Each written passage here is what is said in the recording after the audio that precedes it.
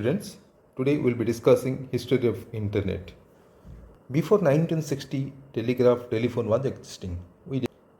Telephone network was suitable for constant rate communication. What is constant rate communication? If you look into telephone, in this the voice signal is converted to analog to digital form and then transmitted, and the transmission rate is 64 kilobits per second. Okay, so this rate it is transmitted. So whether you speak or keep silent, still till the time you are using the phone, at this 64 kilobits per second rate transmission happens.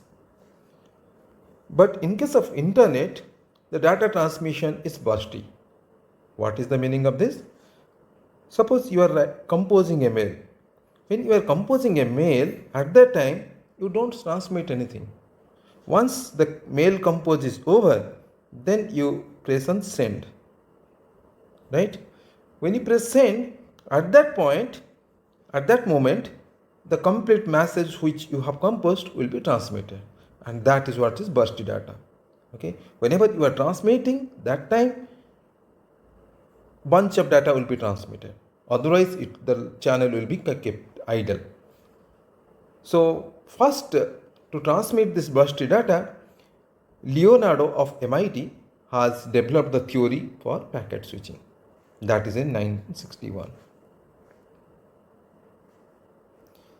Transfer of bursty traffic data between one computer to other computer is possible when the computers are connected to the internet. If they are connected using this packet switching techniques, the transmission will be possible. What is internet? You know, internet is basically a connection of networks. It's basically interconnection of large number of networks. How the internet evolved? This is Department of Defense, United States of America. They used to fund universities for doing research. So in 1960, it is observed that some of the universities are doing some research work which is duplication of the work. And it is also found that sharing of research outcome is becoming difficult. So what is the meaning of this? Suppose assume DOD is providing funding for University 1, University 2, University 3 and University 4. And they are working, assume this 1 and 3 are working for the same problem statement and they got the solutions.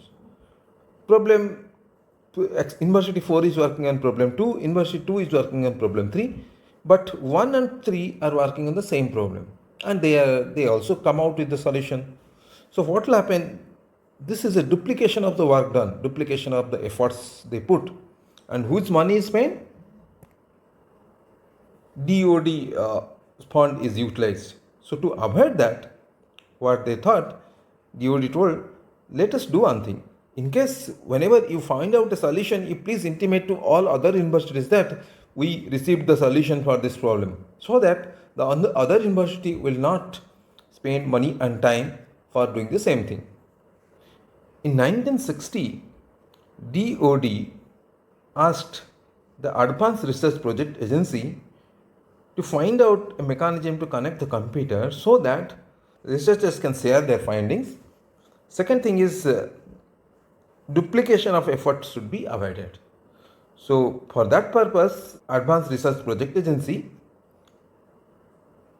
presented an idea of a small network of connecting computers called as Advanced Research Project Agency Network, ARPANET. This is the first type of network. So to connect these computers, they use a device called as the interface message processor. In this interface message processor is basically a processor, looks like this, which further evolved as gateway. So you can see that these are the 4 universities, and to connect them we can use the gateway. This gateway will provide the connection among them. This is the hardware. This is the hardware for connecting the different computers of different universities. In 1969, they connected 4 universities. They are located at different places. So those 4 nodes are from 4 universities. These are the 4 universities.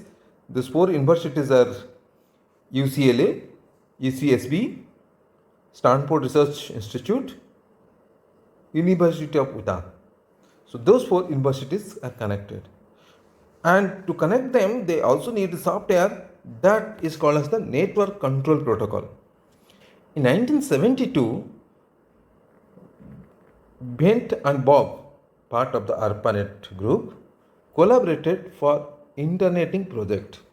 So what they have done, they linked dissimilar networks so that a host on one network could communicate with the host of other network. So what they consider, this is one type of network which is present in one site, this is another type of network. So if they want to communicate with each other, difficulty is that, just like you can say, one person is speaking in Telugu, another person is speaking in Bengali. Okay, so how they will communicate? So there must be some person who will convert this language, Bengali language, into Telugu form, and similarly other persons should able to communicate from Telugu to Bengali form so that they can communicate. So similarly here they put a gateway, a device called a gateway. This gateway can transfer data from one network to other network. In 1973, the NCP, a network control protocol, is further developed and called the name as Transmission Control Protocol. So the software which used for communication is called the Transmission Control Protocol, TCP. Till now the same TCP is used. Whatever the universities we discussed in the previous things, all universities were supported by defense organization, okay, DOD. But there are many universities who are not financially supported by DOD. Some universities were ineligible to join ARPANET due to absence of ties with DOD. So what they have done, one CSNet evolved in 1981. This was developed by NASA. This was funded by National Science Foundation. They provided less expensive network, but what was observed that the network was not fast. This is a slower network. But as the time progressed, the requirement for the bandwidth increased. So to take care of that, the new network formed called as the NSF-NET, National Science Foundation Network, which provided comparatively faster network, provided connectivity throughout United States. But in 1990, ARPANET found out that it is very slow, so they officially retired and replaced by NSF-NET. Okay. Again, this NSF-NET also found out that this bandwidth is very slow. In 1991 itself, US government decided that no, NSF-NET is no more useful because the speed is very less.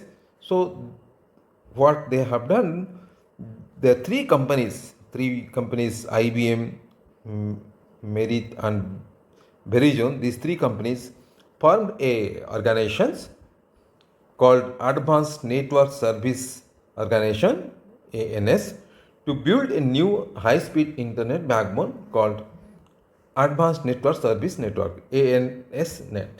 So this network was having faster transmission rate, and from that day onward, from 1991 onward, the internet use increased and increased and increased, and accordingly the size of network also increased, the speed also increased.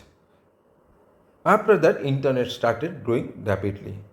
In 1990, a explosion of internet application due to emergence of World Wide Web. As the World Wide Web started, people started using more and more, and the internet applications increased. Recent development in multimedia applications such as voice over IP, video over IP, Skype or Google Meet, Google Talk, YouTube, television over IP.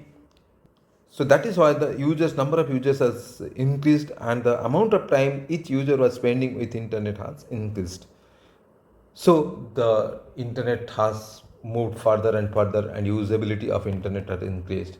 In recent COVID period, the use of internet has drastically increased. So that's how all about the history of internet, how internet evolved from 1967 till now. With this, we'll stop this lecture. We will be discussing regarding the standards used in computer network in the next slide. If you have any comments, please, or queries, please drop it in the comment box.